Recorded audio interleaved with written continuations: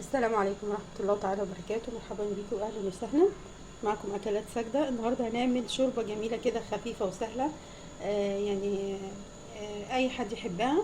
انا معايا شوربة على النار زي ما حضراتكم شايفين كده، وبتغلي اهي.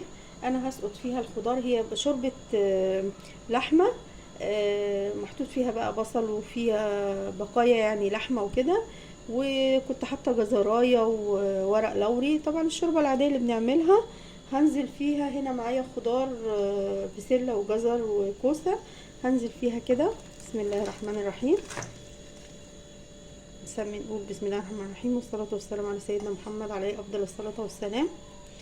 ومعايا هنا في الحله التانية دي زي ما انتم شايفين كده ماده دهنيه، اي ماده دهنيه عندك. هننزل بيها بشويه لسان عصفور. انا مولعه عليهم النار بالشكل ده، نعلي بس شويه الكميه اللي انت عايزاها.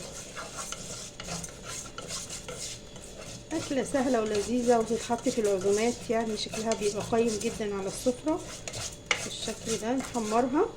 وهنا الشوربه بقى محطوط فيها طبعا البصل والتوابل وورق لوري. فهنا ايه، انا اسيبها تستوي شويه ولسان العصفور يتحمر. ممكن تعمليها بشعريه بدل لسان العصفور. ممكن تحطي معلقه صلصه هنا مع الشوربه تتحمر بس كده، وارجع لكم. كده لسان العصفور اتحمر يا جماعه اهو زي ما انتم شايفين، والشوربه استوت، البسله والخضار يعني استووا. هنعمل ايه؟ هنروح جايبين الشوربه دي ننقلها هنا، ندلقها على لسان العصفور، نسيبهم يغلوا شويه.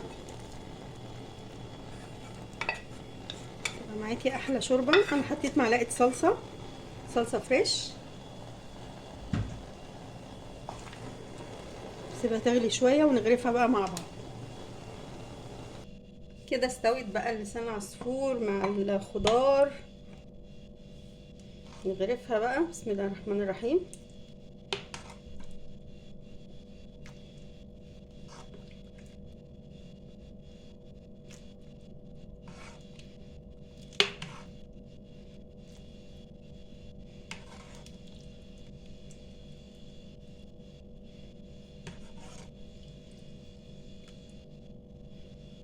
شيل ورق اللوري ده.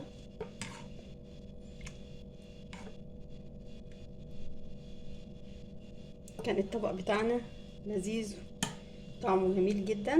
ده كان الفيديو بتاعنا النهارده ان شاء الله. بألف هنا وشفا. شكله تحفة.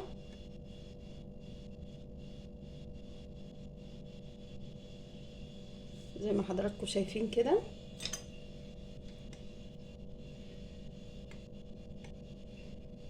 لسان العصفور لسه هيتقل شوية. عايزة تعمليه بالشعرية يبقى جميل جدا بردك. ده كان الطبق بتاعنا. اقول لكم السلام عليكم ورحمة الله تعالى وبركاته، في رعاية الله وامنه.